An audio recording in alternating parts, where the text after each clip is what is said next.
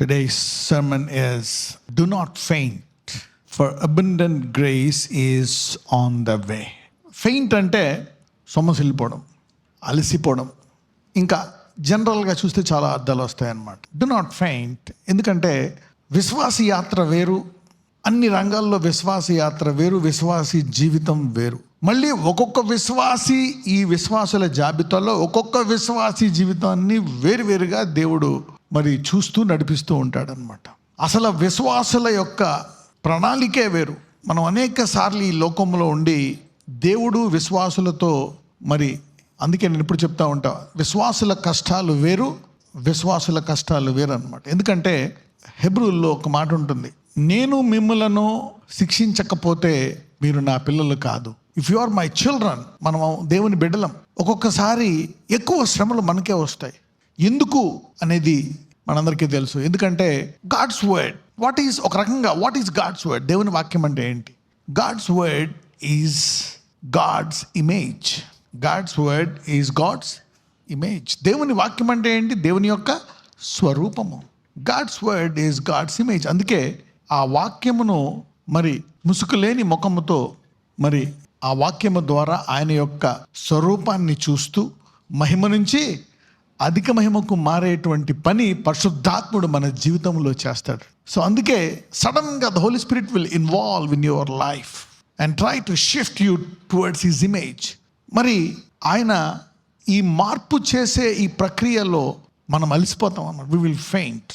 2 కొరింథీయులు 4వ అధ్యాయం 1వ వచనం. కాబట్టి ఈ పరిచర్య పొందినందున కరుణింపబడిన వారమై అధైర్యపడము. కాబట్టి ఈ పరిచర్య పొందినందున కరుణింపబడిన వారమై అధైర్యపడము. అంటే we lose our faith some times. Faith అంటే మళ్ళీ అందులో పూర్తిగా దేవుడు మరి శిష్యులను చాలాసార్లు వారు కొన్ని పనులు చేయనందుకు, కొన్ని నమ్మనందుకు అల్ప విశ్వాసులు అంటాడు.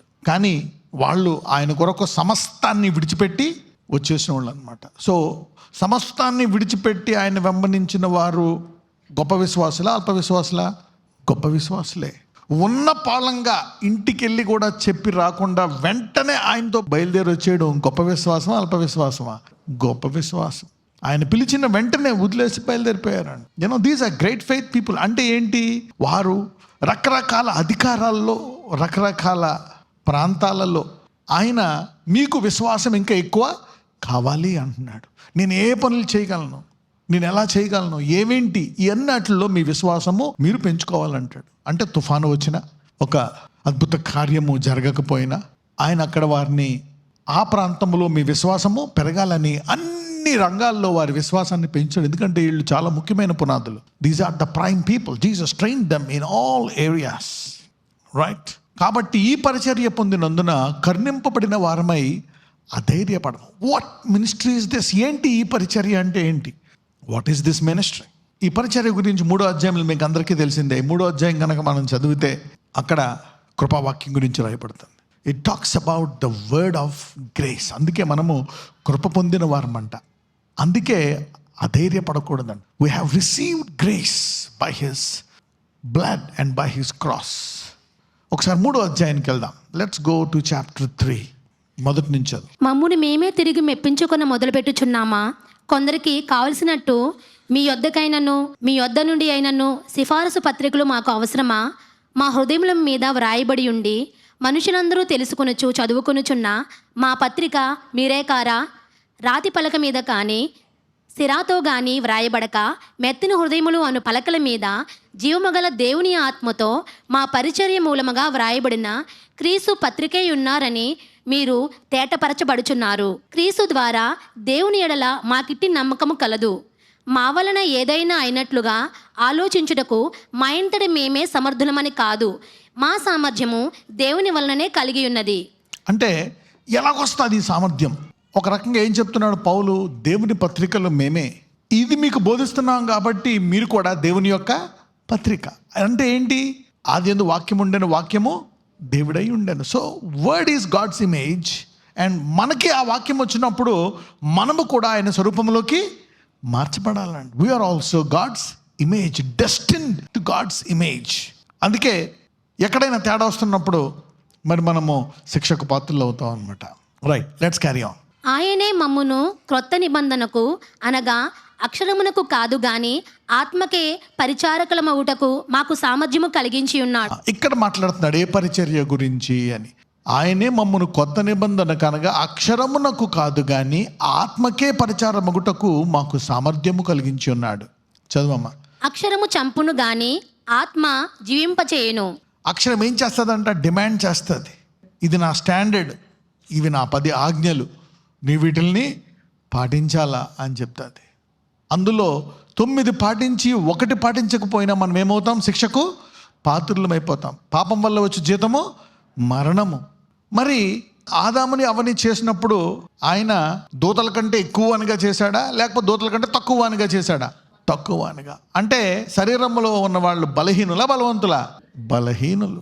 సో మనము ఆయన స్వరూపంలో ఉండాలి అనే ఒక స్టాండర్డ్గా ఇలా ఉండాలంటే అవుతుంది. అందుకని ఆ పరిచర్య కాకుండా దేవుడు సిలువలో మరణించి రక్తమిచ్చి ముందుగానే నేను నీతిమంతుడిగా చేసి కృప ఇచ్చి అంచెలంచెలుగా ఆయన స్వరూపంలోకి ప్రేమ ద్వారా తల్లిలా మారుస్తున్నాడు. ఇది కొత్త నిబంధన పరిచర్య. ఈ పరిచర్య గురించి మాట్లాడుతున్నాడు అనమాట.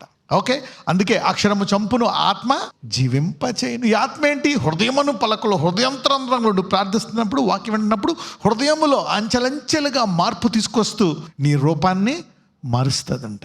ఓకే, ఈ పరిచర్య గురించి మాట్లాడతాం. అంటే ఇలాంటి పరిచర్య మనకు వచ్చింది కాబట్టి మనము ధైర్యము విడిచిపెట్టకుండా ముందుకెళ్ళిపోవాలని చెప్తున్నాడు. చదవండి లాస్ట్ 3-4 వర్సెస్. నేటి వరకు మోషే గ్రంథము వారు చదువునప్పుడెల్లా ముసుగు వారి హృదయముల మీద ఉన్నది గాని వారి హృదయము ప్రభు వైపునకు ఎప్పుడు తిరుగునో అప్పుడు ముసుగు తీసివేయబడును. ప్రభువే ఆత్మ.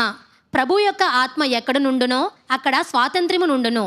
మనమందరమును ముసుగులేని ముఖముతో ప్రభు యొక్క మహిమను అద్దము వల్లే ప్రతిఫలింపజేయచ్చు మహిమ నుండి అధిక మహిమ పొందుచు ప్రభువగు ఆత్మ చేత ఆ పోలికగానే మార్చబడుచున్నాము. అదనమాట. సో ఈ కృపావాక్యం అనే పరిచర్య ఏం చేస్తుంది? ఈ ఆత్మ అలా చేయడమే కాదు, నీ లోపలికి వెళ్ళి నిన్ను ఆయన స్వరూపానికి ఆల్రెడీ నువ్వు ఆయన స్వరూపంలోకి మార్చాలి అని నిన్ను కేంద్రీకరించి ముద్ర వేసి అంచెలంచెలుగా నిన్ను ఆ స్వరూపంలోకి అంతరంగంలోంచి మారుస్తుంది అనమాట. అక్షరమైన పరిచర్య కాదు, ఇది ఆత్మ సంబంధమైన అంతరంగంలో ఉన్నటువంటి పరిచర్య. దానికి నువ్వు కూడా పని చేయాలి. మరి పౌలు అంటాడు, నాకు అధిక కృప ఇచ్చినందుకు నేను అధికముగా పని చేశాడు అంటున్నాడు. అందుకే శిష్యుల కంటే గొప్పగా మరి పౌలు కృపావాక్యముతో పరిగెత్తి చక్కగా పని చేయగలుగుతాడు అనమాట ఈ భక్తుడు. సో ఇక్కడ ఏ పరిచర్య? ఈ యొక్క కృపావాక్యం నిన్నేం చేస్తుంది? ప్రభువు యొక్క మహిమను అద్దము వలె, అంటే ఆయన ఎలాగున్నాడో నిన్ను అలాగే తయారు చేస్తుందంట. ప్రేమతో, క్షమాపణతో. ఈ పరిచర్య మనకి ఇవ్వబడ్డది కాబట్టి నీవు అలసిపోక, ఫెయింట్ అవ్వక, ధైర్యము విడవక అని వాక్యం చెప్పు. రైట్, ఎందుకు ధైర్యం విడిచిపెట్టాల్సి వస్తుంది? Let us see some more verses. 2 కొరింథీయులు 4:12. కావున మాలో మరణమును మీలో జీవమును కార్యసాధకమగుచున్నది. పౌలు తన శ్రమల అనుభవం రాస్తున్నాడు అనమాట. పౌలు శ్రమలు మీరు చూస్తే పౌలు మహాశ్రమ అనుభవిస్తాడు. కొంతమంది వాక్యంలో కూడా చెప్తారు పౌలు వలే. సో ఇక్కడ మరి పౌలు అనేక సార్లు మరణానికి అప్పగించబడతాడు. అనేక కష్టాలు వస్తాయి, అనేక బాధలు వస్తాయి. పౌలుకి చాలా బాధలు వస్తాయి. ఇంకా ఎన్ని బాధలు అంటే ఇక చెప్పుకోలేం. అనేక సార్లు ఒక చోట పాపం చక్కగా రాసుకుంటాడు, నేనేమేం చేయబడ్డాను, నాకు కరెక్ట్గా ఎన్ని దెబ్బలు పడ్డాయి. అలాగా ఈపు మీద మరి అలాంటి దెబ్బలు మరి 50-40 పడినట్టున్నాయి. అలా ఎన్నిసార్లు పడ్డాయి కూడా మరి ప్రత్యేకంగా చెప్తాడు. ఎన్నిసార్లు మరి కడుపు మార్చుకున్నాడు, ఎన్నిసార్లు బాధపడ్డాడు, అన్నీ కూడా ఒకసారి ఆ శిష్యులకు చెప్పుకుంటూ ఉంటాడు. అయితే మాలో మరణమును మీలో జీవమును కార్యసాధకమగుచున్నది. If you don't know the destination of your pain you will faint. ఒకవేళ నీలో ఉండేటువంటి ఆ బాధ, ఆ వేదన యొక్క గురి తెలియకపోతే నువ్వు అలసిపోతావు. ఓకే, ఎందుకు వచ్చింది ఈ కష్టము, ఎందుకు వచ్చింది ఈ బాధ అని నీకు తెలియకపోతే, తర్వాత అందులోంచి ఏమొస్తుంది అనేది తెలియకపోతే మనం ఆగిపోతామంట. ఇక్కడ పౌలు ఏమంటాడు? మాలో మరణం. అన్నిటికంట బాగా బాధాకరమైంది ఏంటి? మరణం. బైబిల్ చెప్తుంది ఆఖరి శత్రువు ఏంటంట?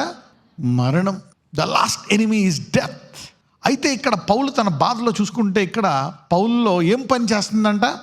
మరణం పని చేస్తుంది. అలాగని చిన్న చిన్న సమస్యలు ఉండుంటాయి, కానీ అతను పెద్ద సమస్య గురించి రాసుకుని ఉంటాడు.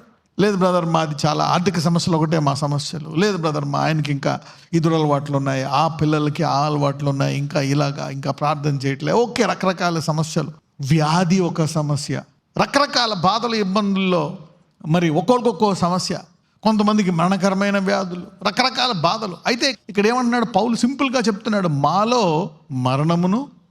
మరణము పనిచేస్తుందంట. పౌల్లో మరణం పని చేయడం ఏంటి?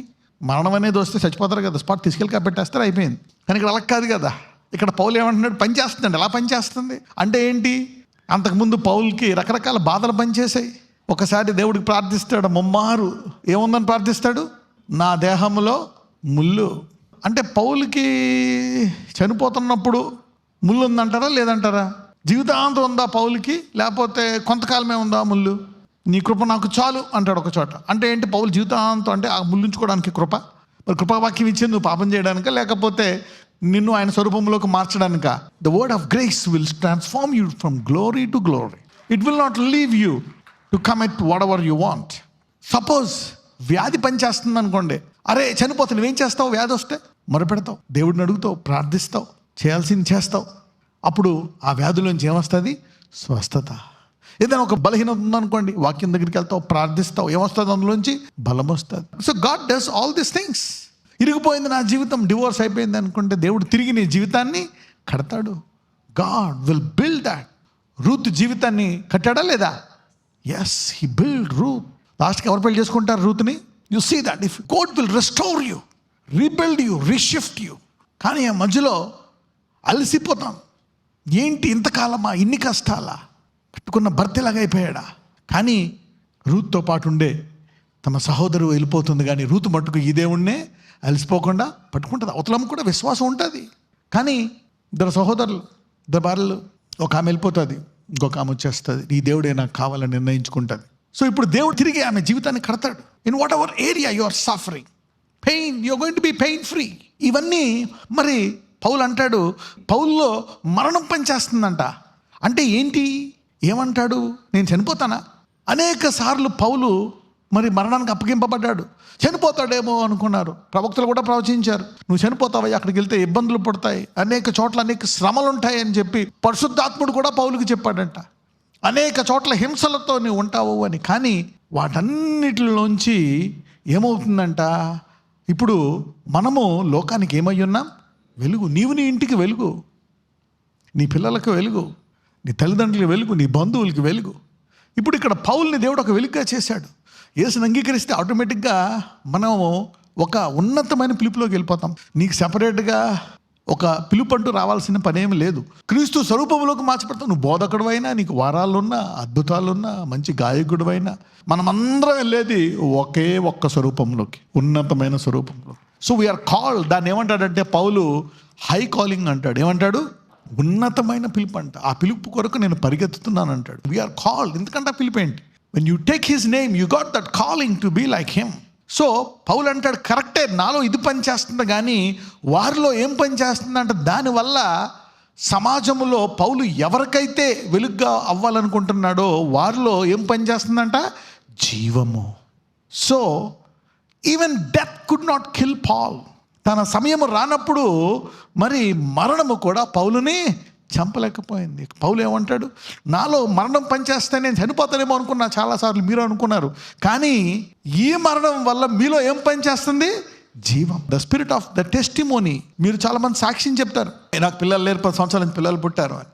అది చెప్పినప్పుడు అనేకల జీవితాల్లో వాళ్ళు ప్రవచిస్తారు, ఇదిగో నాకు దేవుడు ఈ కార్యాన్ని నా జీవితంలో చేశాడు. అప్పుడు అనేక మంది కూడా నమ్ముతారు. నమ్మి ఈ దేవుడిని ప్రార్థించినప్పుడు దేవుడు వాళ్ళ గర్భాలు కూడా తెరుస్తాడు. అంటే వీరిలో ఉండే సంతాన లేమి వీళ్ళు అధిగమించబడిన తర్వాత ఏళ్ళలో పనిచేసింది ఆ లేమి అనేది, తర్వాత వీళ్ళ ద్వారా అనేక మందిలో పనిచేసింది. You see that? So death in them and life in them. అలాగే నీ జీవితంలో అనుకుంటాను, ఎందుకు నాకు ఈ శ్రమలు? Why this problems, this pain, that suffering? నీకు తెలీదు. నీలో ఆ బాధ పని చేస్తుందేమో, కానీ ఆ బాధతో పాటు నీలో పరిశుద్ధాత్ముడు కూడా పనిచేస్తున్నాడు. తుదకు నీలో బాధ అనేకుల్లో సంతోషముగా మారుతుందంట. నీలో లేమి అనేకులకు సమృద్ధిగా మారుతుందంట. చూడండి, క్రీస్తు సిలువలో అంటాడు, ఓకే, ఆయన బీదవాడై మనల్ని ఏం చేశాడంట? ధనవంతులుగా చేశాడంట. ఆయన మన వ్యాధి తీసుకొని ఆయన మనకేమిచ్చాడంట? స్వస్థత. అలాగే నువ్వు కూడా క్రీస్తు రూపంలో ఎదుగుతున్నావు అంటే నీకు వచ్చిన కష్టాలు, నీకు వచ్చిన బాధల ద్వారా ఇతరులకు ఆదరణ ఇచ్చే క్రీస్తు స్వరూప్యముగా మారుతున్నావు నువ్వు కూడా. You see that this is how this things are working. ఆయన పోలికగా నువ్వు అంచెలంచెలుగా మారుతున్నావు అనమాట. అందుకే అంటాడు, కావున మాలో మరణము, మీలో జీవము. అందుకే నీకు ఏదైనా వచ్చినప్పుడు అయ్యో నాకు ఇలా జరిగిపోయిందా, నా పని అయిపోయింది అనుకోకూడదు. అప్పుడు నెమ్మదిగా ఫస్ట్ అలాగే ఉంటుంది, కింద పడిపోతాం, అయిపోతాం, ఏదో అనుకుంటాం. తర్వాత నెమ్మదిగా ధైర్యం తెచ్చుకుందాం. పరిశుద్ధాత్ముడు చెప్తాడు, యేసు ప్రభు వారు చెప్తారు, లాజరస్కి వ్యాధి ఉంది అని చెప్పిన తర్వాత మళ్ళీ ఒక మాట అంటాడు, ఈ వ్యాధి మరణమునకు కాదు, దేవుని యొక్క మహిమ కొరకు. ఆ గుడ్డితనమును చూసి ఈ గుడ్డితనము దేవుని యొక్క మహిమ కొరకు. వాళ్ళు అడుగుతారు, ఎందుకు పుట్టాడు ఇలాగా అని. That is for the glory. So ఇక్కడ పౌలు అతి ఘోరమైన బాధను వివరిస్తున్నాడు. నాలో ఈ బాధ పనిచేస్తుంటే మీలో ఏం పనిచేస్తుందంట? జీవము. మరి దేవుడు పౌల్ని ఆ మరణము నుంచి అనేక మార్లు తప్పించాడు, ఇక తప్పిస్తూనే ఉంటాడు అని సాక్ష్యం చెప్పాడు. నా సమయం వచ్చి నా అంతట నేను నా యాత్ర ముగించుకున్న తర్వాత, దేవుడు చెప్పిన సమయం ప్రకారం నేను ముగించిన తర్వాత అప్పుడే నేను వెళ్తాను అనుకున్నాడు పౌలు. అప్పుడు దాకా ఇటువంటివేమి నిన్ను అధిగమించలేవు.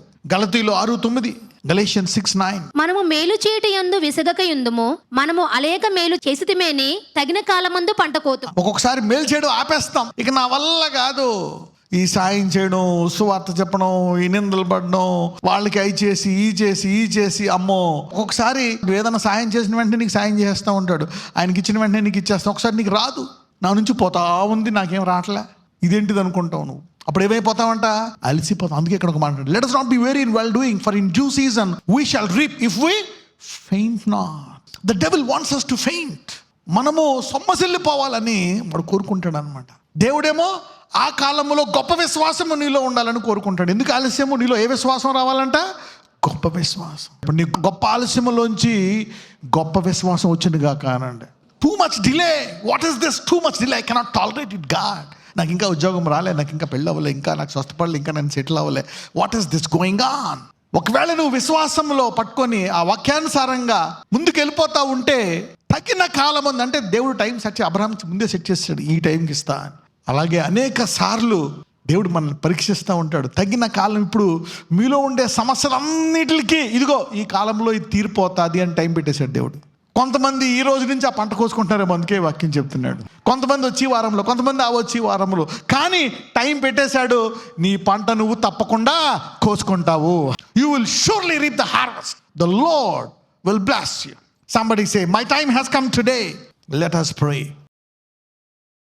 నజరేయుడైన యేసయ్య, ఇదిగో ప్రవ్వా, మేము సొమ్మసిల్లిపోయాము నాయన, ఇది జరగదేమో అనుకొని చాలా సార్లు అనేక మంది అనుమానంతో వచ్చారు నాయన. ఈరోజు కొంతమంది ప్రార్థన ఆపేశారు, కొంతమంది బైబిల్ ధ్యానాన్ని ఆపేశారు, కొంతమంది వారి నీతిని పట్టుకోవడం ఆపేశారు, కొంతమంది వారి నిరీక్షణను కోల్పోయారు, కొంతమంది సొమ్మసిల్లిపోయి పడిపోయారు ఇక జరగదేమో అని. అయ్యా, ఎవరెవరైతే ఇంకా మాకు ఏ కష్టాలు ఉన్నాయో, ఏ బాధలు ఉన్నాయో, పౌలు అంటాడు, మాలో మరణం మీలో జీవము పనిచేస్తుంది, అలాగే నీలో బాధలు పనిచేస్తున్నాయి. ఒకరోజు వాటన్నిటిని తీసివేస్తాడు దేవుడు. వాటిలోంచి సాక్ష్యం రాబోతుంది, ఆవరణ రాబోతుంది. నీ విశ్వాసాన్ని పరీక్షిస్తున్నాడు దేవుడు. నువ్వు అలాగే పట్టుకున్నట్లయితే ఇదిగో ఒక అద్భుతం నీ జీవితంలో జరుగుతుంది. God will do a miracle in your life. He will manifest great things in your life. Thank you Lord. Manifest great things. Heal them, bless them, deliver them, set them, give them whatever they want in their life. దేని విషయమై అడుగుతున్నావో దాన్ని విడిచిపెట్టక hold on to the Lord. Hold on. You will be delivered. You will be lifted up. నిన్ను దేవుడు హెచ్చిస్తాడు, లేవనెత్తాడు. తగిన కాలమందు త్వరగా గొప్ప బహుమానంతో నిన్ను ఆశీర్వదిస్తాడు. నజరేయుడైన యేసు నామమున ప్రార్థిస్తున్నాము తండ్రి, ఆమేన్.